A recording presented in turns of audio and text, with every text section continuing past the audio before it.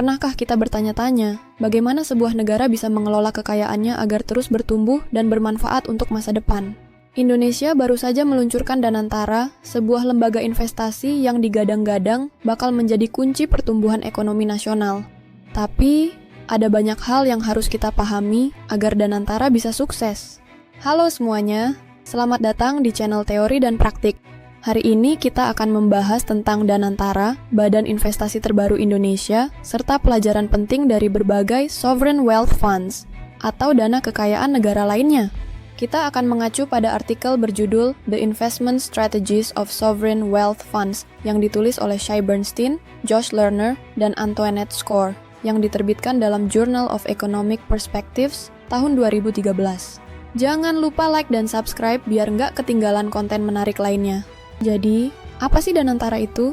Secara sederhana, Danantara adalah sebuah lembaga yang dibentuk pemerintah untuk mengelola investasi strategis negara.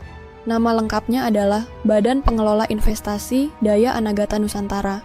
Nama ini diberikan langsung oleh Presiden Prabowo Subianto dan memiliki arti yang kuat, energi untuk masa depan Indonesia. Danantara diciptakan untuk menjadi seperti Sovereign Wealth Funds di negara lain, seperti Khazanah di Malaysia dan Temasek di Singapura. Lembaga ini akan mengelola investasi negara supaya lebih efisien dan menguntungkan. Saat ini, Danantara memulai perjalanannya dengan mengelola aset dari 7 BUMN besar, seperti Bank Mandiri, PLN, dan Pertamina.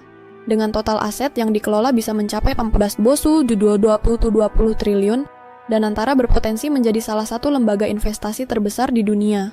Tapi, jangan buru-buru optimis dulu. Kita bisa belajar dari berbagai negara yang sudah lebih dulu memiliki Sovereign Wealth Fund, SWF. Apa itu SWF? Ini adalah dana investasi yang dimiliki oleh negara, biasanya dari surplus anggaran atau sumber daya alam, dan digunakan untuk kepentingan ekonomi jangka panjang. Sekarang kita bahas beberapa pelajaran penting dari SWF di dunia. 1. Transparansi adalah kunci.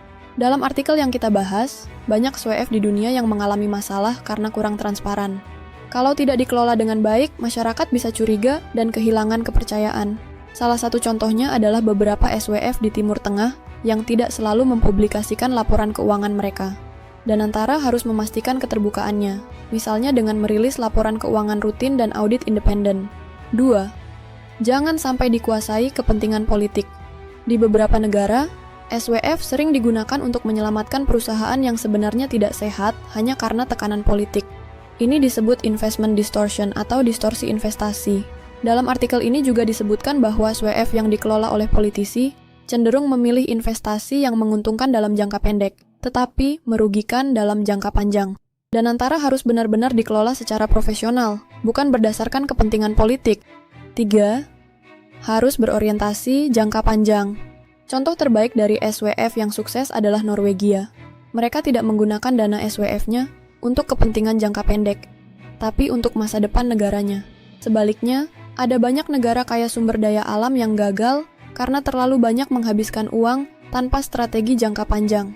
Danantara harus belajar dari ini dan memastikan investasi mereka benar-benar memberikan manfaat di masa depan.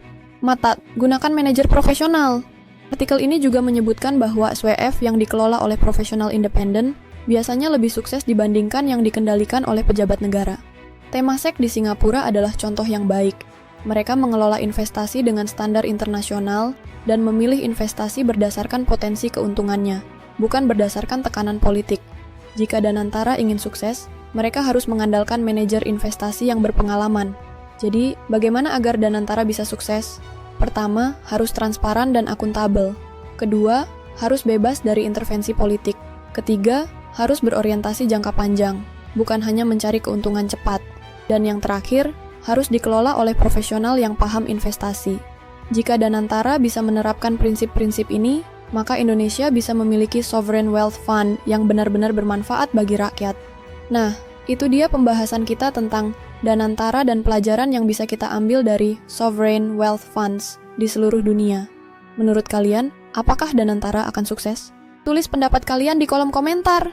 Jangan lupa like, share, dan subscribe untuk dukung channel ini. Sampai jumpa di video berikutnya.